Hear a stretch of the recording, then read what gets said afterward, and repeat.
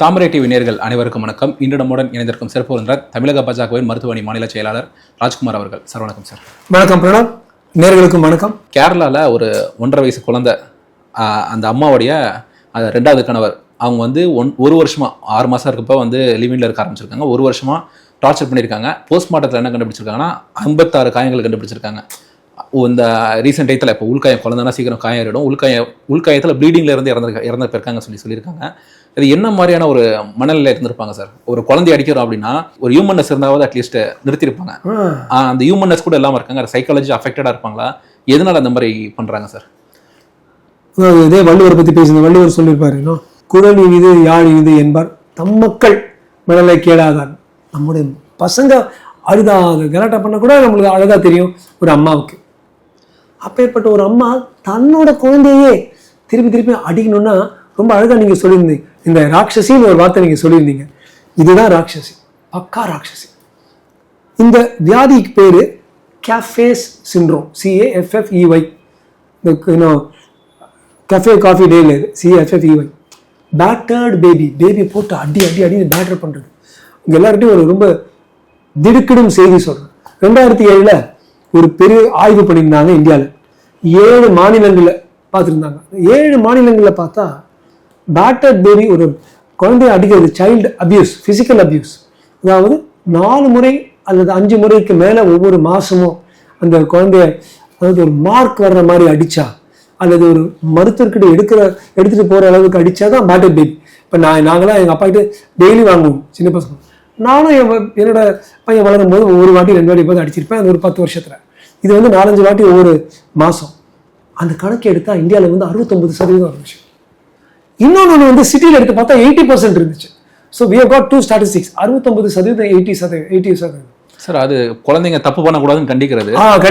இது ராட்சசத்தனம்.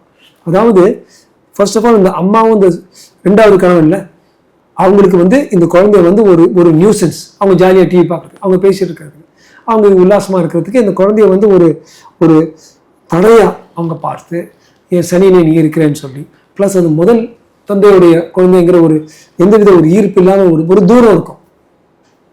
அண்ட் சில சமயம் நீங்கள் பார்த்தீங்கன்னா இந்த குழந்தைங்களுக்கு நீங்கள் அழகாக உங்கள் பதிவில் போடுறீங்க. இந்த ஃபோட்டோவில் ஃபுல்லாக இந்த மார்க்கோட இருந்துச்சு இல்லையா?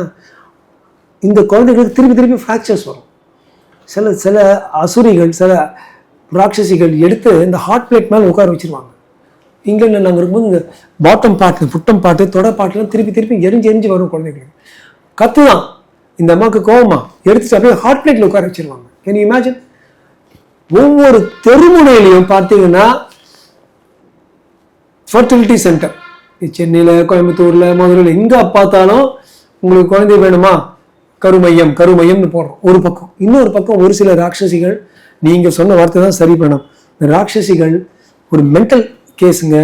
இந்த மாதிரி கணவனோ எங்கள் லவரோட சேர்ந்தோ அடுத்த கணவனோட 2வது கணவனோட சேர்த்து குழந்தை இது மாதிரி இம்சப்படுத்தி அந்த குழந்தைய பாவம் கொலை பண்ணியிருக்காங்க. இது பக்கா கொலை. இது இட்ஸ் மர்டர். அதாவது culpable homicide not amounting murder 304. அதெல்லாம் இல்லை, பக்கா 302. பக்கா வில்ஃபுல் பிளான்ட் மர்டர். என்னை பொறுத்த வரைக்கும் ஒரு மாதிரி குழந்தைய கொல்லும் பொழுது குழந்தையோ அல்லது இந்த யங்ஸ்டர்ஸ் கேங் ரேப் பண்ணவோ மரண தண்டனை. இப்போ நீங்க பாரதி நியாய சமிதா விட்டா இது can be jailed until the natural life. அதாவது நம்ம இப்போ 25 வயசு வச்சுக்கோங்க, அது 75-80 வயசு வரைக்கும் வயசாகி இறந்து போகுது. டெக்னிக்கலி இப்படி பண்ணால் 75-80 வயசு வரைக்கும் உள்ள போடணும். பட் என்ன கேட்டால் மரண தண்டனை கொடுத்து இது மாதிரி ஆளுங்களை பப்ளிக்காக தொங்க விடணும்.